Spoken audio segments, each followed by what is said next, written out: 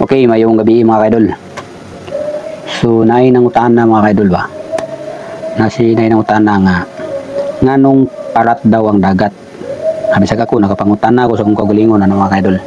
Kung nganong parat ang dagat. Nga.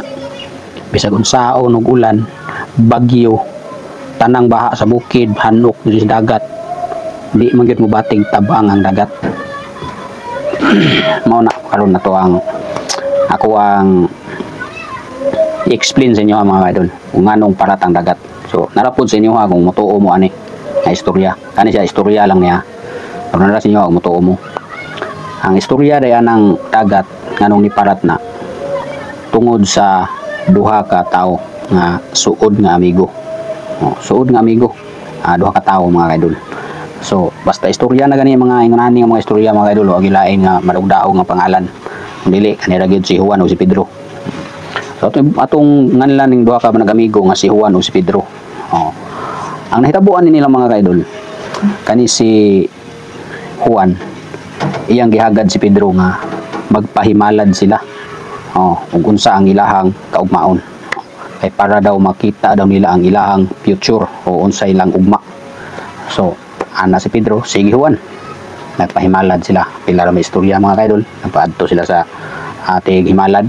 So unang nagpahimalad ana si Pedro, ikaw una Juan. So mo to si Juan ang naguna. Ang pagtan-aw sa naghimalad sa kay Juan, pagtan-aw sa palad, pahiyom ang naghimalad mga kaidol nga nagtan-aw sa palad ni Juan. So lipay si Juan, ana din si Juan. Unsa imong nakita sa ako ang palad? So ana nitong tighimalad mga kaidol. Muda to ay ka Juan. Naay moabot sa imo nga daghang kwarta. Lipay kay si Juan. Ana si Juan. Wala na. Insured na. Klaro na ang dagan sa akong kinabuhi. Susunod nga nagpahimalad mga kaidol, si Pedro. So ana si Pedro mga kaidol si Juan. Ikaw na po Pedro. Pagtan-aw sa naghimalad sa palad ni Pedro mga kaidol. Ana ang maghimalad, mugot kay naong. Lingo-lingo ang tihimalad. Ana ang tihimalad. So ana dayon si Pedro. Wala na. Murag lain na gyud ang tan-aw sa naghimalad sa kuang kuan. Murag malas jud ko nga pagkatao. Diyang gipangutana ang tihimalad, unsa imong nakita sa akong palad? Ana ang tihimalad. Pobre kay kag palad Pedro. So kanang tanan mga kaidol, gidawat na ni Pedro nga pobre ra gid siya palad. Pobre ra gid siya. Dili gid siya mo wa siya pag-asa nga mo dato mo angat sa iyang kinabuhi. Tungod kay pobre gid siya kapalaran. So mao na to mga kaidol, nanguli sila ni duha ni Juan ug ni Pedro. Bulag sila, nanguli sila. Ana dayon si ana dayon si Juan kay hambugiro lagi kayo. So unsa man bay Pedro?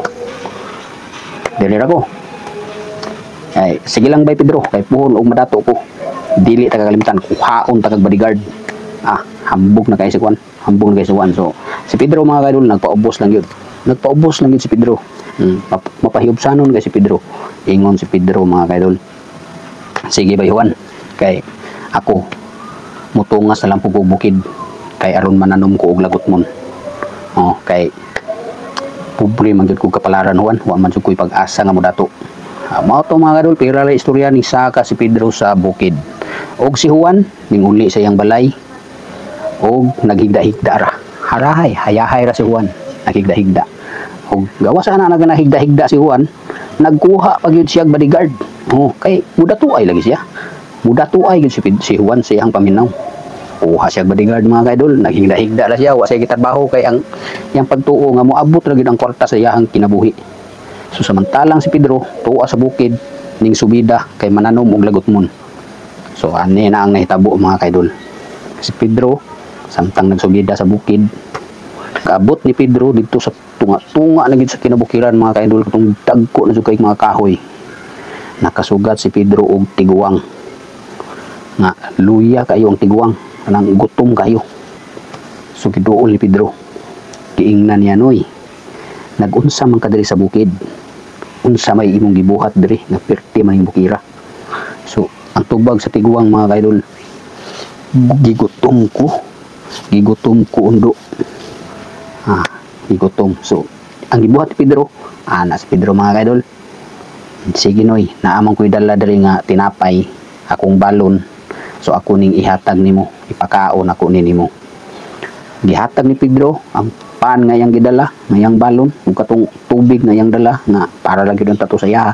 Iya na lang gihatag sa tiguang kay para makakaon ang tiguang ug makainom og tubig. Karon mga kaidol, sa gibuhat ni Pedro ning ana ang tiguang, pagkabuutan gyud nimo dong. Pagkabuutan gyud nimo nga pagkatao. Ana din tawagan lang kong Pedro noy. Pagkabuutan nimo Pedro. Tungod sa imong pagkabuutan, tagaan ta kag ganti sa imong gibuhat sa ako sa imong pagtabang sa ako. So ana na si Pedro. Ay dili na ko magkinahanglan anang ganti noy. Wala ako magkinahanglan og balos sa akong pagpakaon sa imo tungod kay gigutom ka, gibuhat lang nako kay para makakaon ka. So ana nang tiguang mga kaidol na tungod ana tagaan ta ka og makina. Hinuktok si Pedro. Ana si Pedro makina.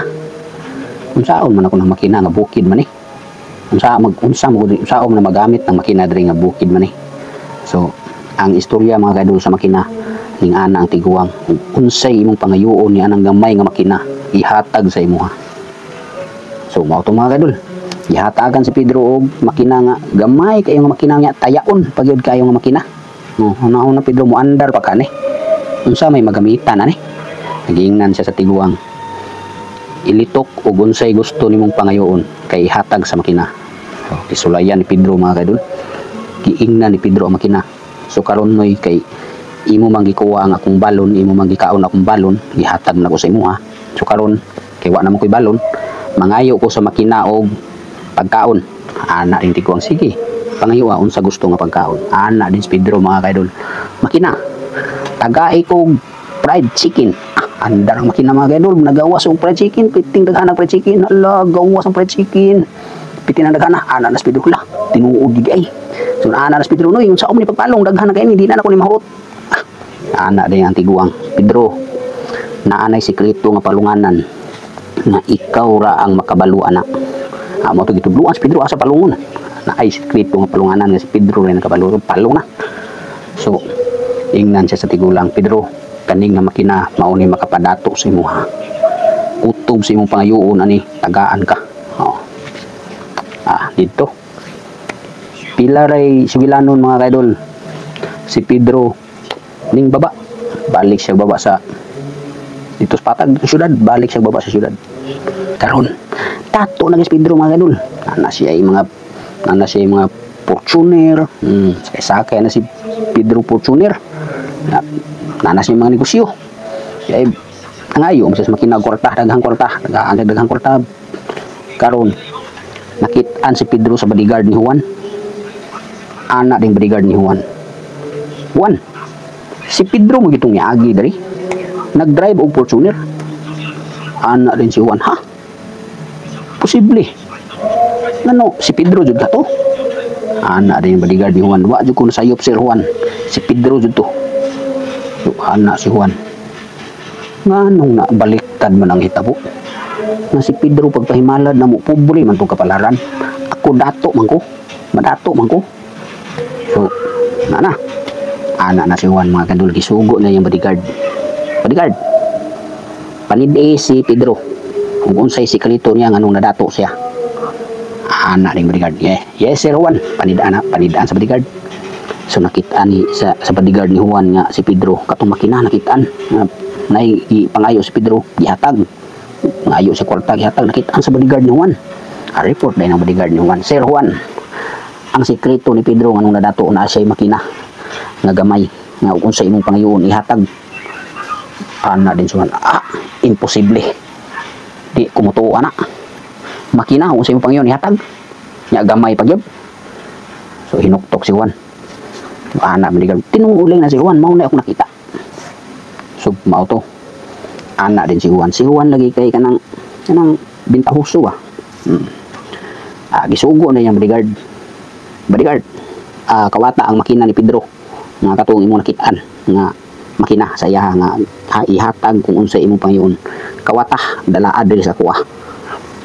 Pilaray Subilanon mga kaidol. Gikawat sa bodyguard ni Juan. Kawat, tala. Tapi pagkagabi kawat na yun. Pitbit sa bodyguard ni Juan. Si Juan narang makina. So si Juan po nga kanang pagka kuan lagi na pagka sigurista ni si Juan. Ana din siya. Ti kumutuo ani makinahan ni tinuod ba gini mo ni nakaparato kang Pedro. Ako buhaton ani ako ning ipalayo kang Pedro. Kanang layo gyud saya kanang di na niya makita. Ang gibuhat ni Juan mga kaidol. Kikan siya dres Mindanao. Mitabok siya padung sa Visayas. Sakay siya barko. Dala niya makina. Dala niya makina ni Pedro. Pagsakay niya barko mga kaidol, pagsakay niya barko. Ning adto siya dito sa compartment sa barko dito sa ilalom. Mingaw kay way mga tao. Dito niya gisulayan ang makina mga kaidol. Abi na yung sa hitabo. Unsay unan niyang gipangayo sa makina. Ana si Juan.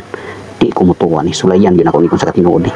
Giingnan niya ang makina. Makina, tagaay kong asin. Kawas dito ng asin, kabugag asin mga kaidol. Perting daghanas asin. Di man siya kabalong sa pagpalong asang palunganan to si Pedro lalagi ang nakabalong asa to palungon. Bugang asin mga kaidol, bugalab sa antod nga napuno ang barko og asin mga kaidol. Hantod nga nalunod ang barko tungod nas kabugat sa asin. Maunang hantod karon. Bisag unsa og ulan baha bagyo. Di gyud na motabang ang dagat kay ngano katong makina nagikawat ni Juan kang Pedro nagsigi patugbuga og asin hantod karon wa pa gid napalong mao nang ang dagat bisag unsa og ulan baha bagyo di gyud moagig tabaang mga kaidol mao na hinungdan nganong parat ang dagat. So naala na sa inyo ha mutuo mo sa istorya unta nakakutlo mo og pagtulunan aning istoryaha mga kaidol. Dili lang utaman. Salamat sa pagpaminaw.